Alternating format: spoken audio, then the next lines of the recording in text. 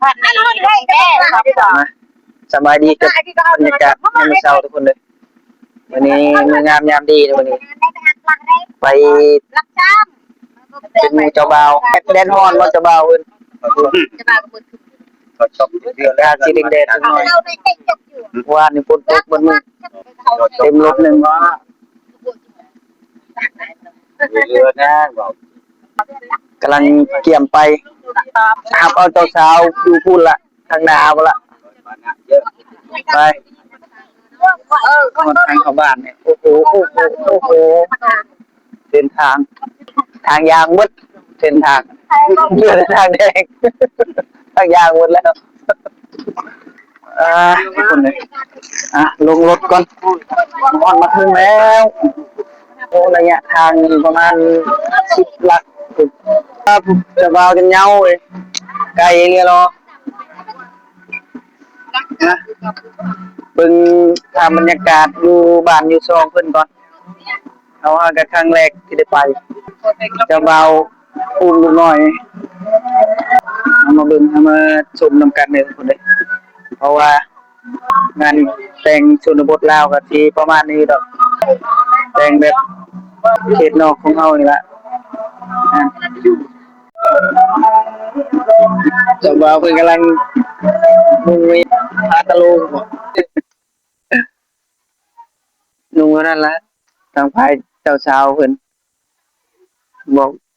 เกียมประตูทองไว้จัดประตูเงินประตูทองแม่นเอาเข้าวัดเชือนะเข้าวัดเชือคนใดบ่แต่งตัวแล้วละโอเคแล้วเด้บัดนี้เนาะเจ้าบ่าวกำลังเตรียมหากมาแต่เมืองไทยเมืองล่างหมดเด้เจ้าบ่าวมาไกลเติบเลยพี่น้องเอ้ยมาแต่งเอาเมียอยู่ลาวเพิ่นว่า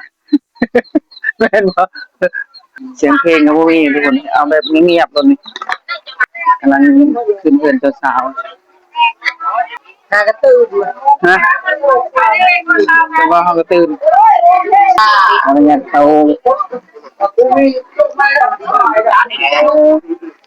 เดือนนู้นเด้อ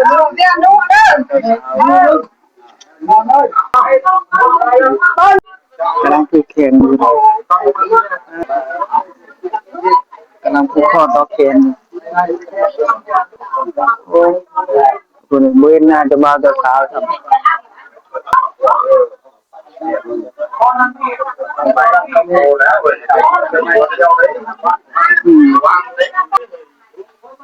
พอต่อแขน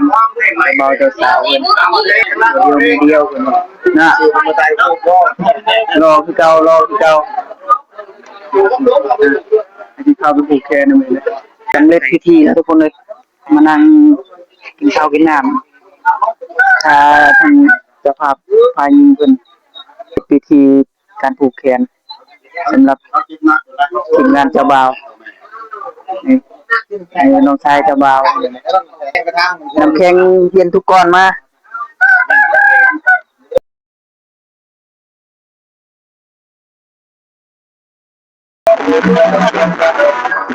สาวเตรียมเบิ่งกล้องนะเบิ่งกล้องนะดูเจ้าสาวนั่น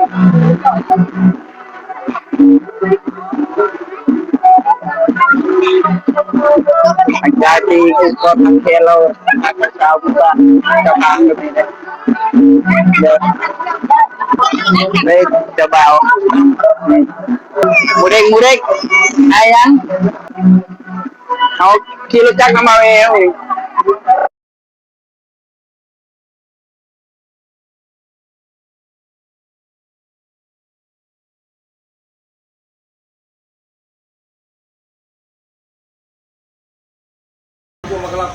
มี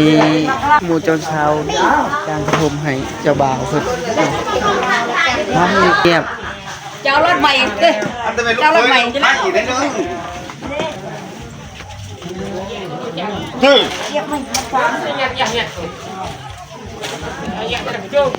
อันนี้hệคุณhệ trực tiếp đấy cầm ăn đây mặc cha đôi mặc mồi đỏ đấy hai ông lên ơi ถ่ายเอาไว้นี่แหละ